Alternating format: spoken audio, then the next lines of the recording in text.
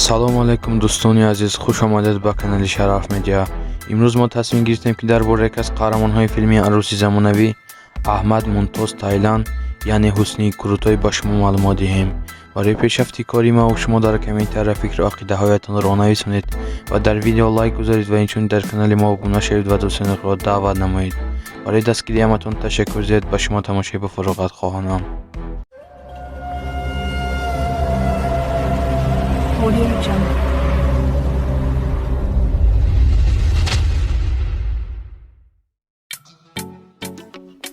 Аҳмад Мумтоз Тайланд 12 сентябри соли 1965 дар шаҳри Анқараи Туркия ба дунё омадааст ва ҳаёти кӯдакиашро низ дар он ҷо гузаронидааст ва инчунин мактаби миёнаи он ҷоро низ хатм кардааст.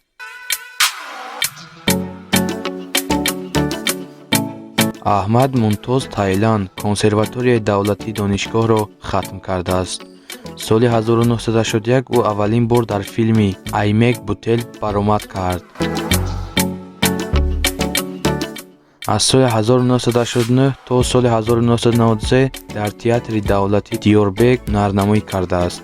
солҳои 1993 то соли 1994 ӯ бо Роберт Ҷулин дар театри Андеррул дар Олмон кор кардааст.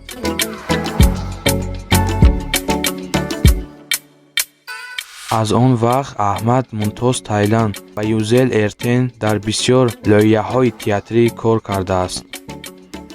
вай аз соли 2002 фаъолона дар филмҳо нақшоварӣ кардааст ва ногуфта намонад ки Аҳмад Мумтоз Тайланд оиладор мебошад. мегузарем ба филмҳо ва силсилафилмҳое ки Аҳмад Мумтоз Тайланд ҳунарнамоӣ кардааст.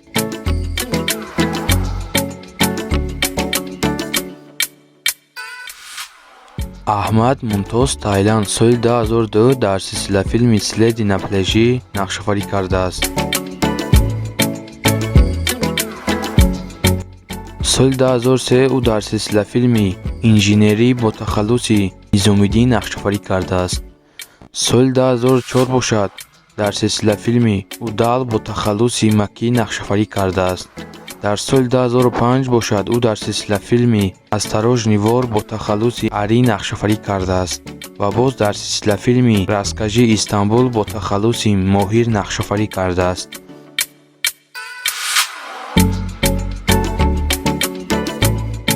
соли 2006 бошад ӯ дар силсилафилми «Возвращение домой» бо тахаллуси Сосед ҳунарнамоӣ кардааст.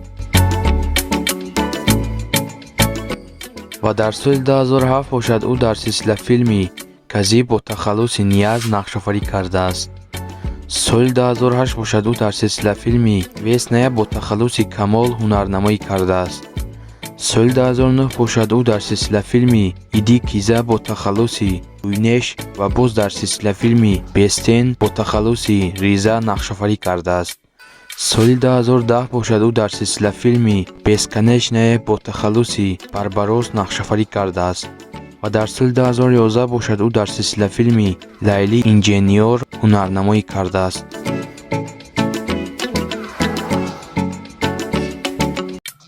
соли 2012 бошад ӯ дар силсилафилми «Плохой путь» ва боз дар силсилафилми «Сон» нақшоварӣ кардааст. соли 2014 ӯ дар силсилафилми «Гузел Койлу» бо тахаллуси Ҳусни Курутой ҳунарнамоӣ кардааст.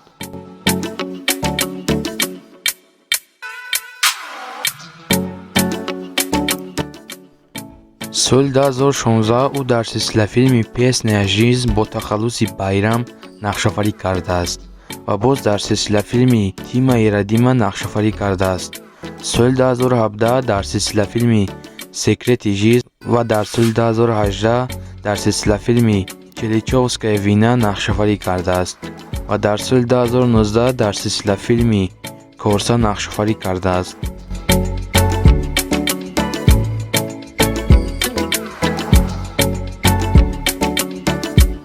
ва дар соли 2020 ӯ дар филми «Алев» нақшоварӣ кардааст. аз соли 2020 то инҷониб дар силсилафилми «Оризо» нақшоварӣ кардааст. дӯстони азиз, инак мо ба анҷоми барнома расидем. барои пешрафти кори мо шумо дар комментария фикру ақидаҳоятонро нависонед ва дар видео лайк гузоред ва инчунин дар канали мо обуна шед ва дӯстони худро даъват намоед. барои дастгирии ҳаматон ташаккур зиёд. хайр та барномаҳои дигарро худоёр мададгоратон бод.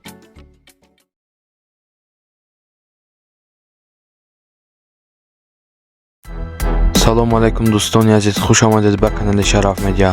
имрӯз мо тасмим гирифтем ки дар бораи яке аз қаҳрамонҳои филми арӯзи замонавӣ Зери Суймер яъне Холаи Султон ба шумо маълумот диҳем. барои пешрафти кори мо шумо дар комментария фикру ақидаҳоятонро нависонед ва дар видео лайк гузоред ва инчунин дар канали мо обуна шавед ва дӯстони худро даъват намоед. барои дастгирии ҳаматон ташаккур зиёд. ба шумо тамошои ба фароғат хоҳонам.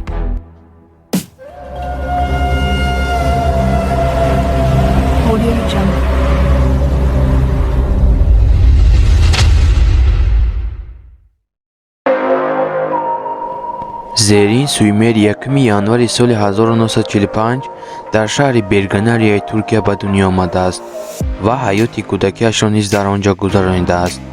Зерин Суймер як ҳунарпешаи театр ва филм дубляжи Туркия аст. вай ҳанӯз дар давраи донишҷӯӣ мактаби миёна буд, ба актёрӣ шавқ пайдо карда буд. Зерин Суймер дар бахши театрии консерваторияи театри шаҳри Анқара таҳсил кардааст. пас аз таҳсил вай ба ҳайси ҳунарпешаи театри давлатӣ ба кор шурӯъ кард. ба ҳайати марказии фарҳангӣ Бешикташ пайваст. баъдтар Зерин ба саҳнаи Анқара гузашт. вай дар театр бо хислати худ Телевина Ҳали Хондум шинохта шуд. актриса дар бисёр филмҳо ва силсилафилмҳо нақшофарӣ кардааст. инчунин дар барномаҳои гуногуни телевизионӣ иштирок кардааст. дар соли 2014 ӯ дар силсилафилми бисёр Шохаи Зайтун бо тахаллуси Кемилан нақшофарӣ кардааст. Зерин Суймер бо Гунаи Тунҷел издивоҷ кардааст ва соҳиби фарзанд низ мебошанд. мегузарем ба филмҳо ва силсилафилмҳое ки Зерин Суймер нақшофарӣ кардааст. Зерин Суймер аввалин маротиба соли 1987 дар силсилафилми бо номи Кайрулук Юлдуз нақшофарӣ кардааст. соли 1995 ӯ дар силсилафилми Бир Дели бо тахаллуси Тевиҷ нақшофарӣ кардааст. соли 1999 ӯ дар силсилафилми Сен ҳиҷ Отесбеги Гордунлу нақшофарӣ кардааст. соли 2001 бошад ӯ дар силсилафилми Бизон Тели нақшофарӣ кардааст.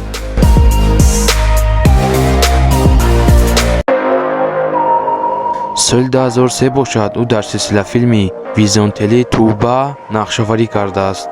соли 2004 бошад ӯ дар силсилафилми Кадин Истерсе нақшофарӣ кардааст. соли 2006 дар силсилафилми Фиртина бо тахаллуси Зарин нақшофарӣ кардааст. соли 2007 бошад ӯ дар силсилафилми Зораки Коса нақшофарӣ кардааст.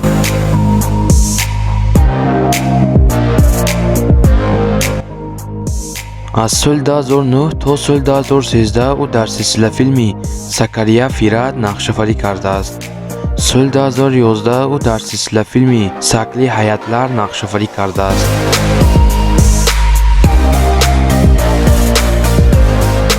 соли 2013 ӯ дар силсилафилмҳои Мерием ва боз дар силсилафилми Дугун Дернек нақшофарӣ кардааст. соли 2014 ӯ дар силсилафилмҳои Нергиз Ҳаним бо тахаллуси Нергиз ва боз дар силсилафилми Зейтун Тепесӣ нақшофарӣ кардааст.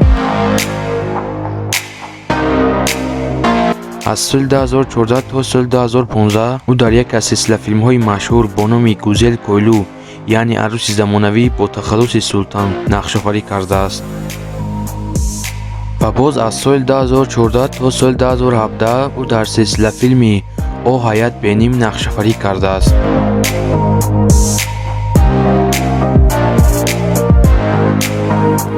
соли 2015 ӯ дар силсилафилмҳои Кара Бели ва боз дар силсилафилми Ҳаят Ойпигидӣ нақшофарӣ кардааст. аз соли 2017 то соли 2018 ӯ дар силсилафилми Аслан Айлен нақшофарӣ кардааст ва боз дар силсилафилми Сенсили Севи Ёрум ҳунарнамоӣ кардааст. соли 2019 ӯ дар силсилафилми Сефири Кизӣ нақшофарӣ кардааст. соли 2020 бошад ӯ дар силсила филми «Сабит Канса» Сонсаро нақшоварӣ кардааст. дӯстони азиз, инак мо ба анҷоми барнома расидем. барои пешрафти кори мо шумо дар комментария фикру ақидаҳоятонро нависонед ва дар видео лайк гузоред ва инчунин дар канали мо обуна шавед ва дӯстони худро даъват намоед. хайр то барномаҳои дигар. худо ёр мададгоратон бод.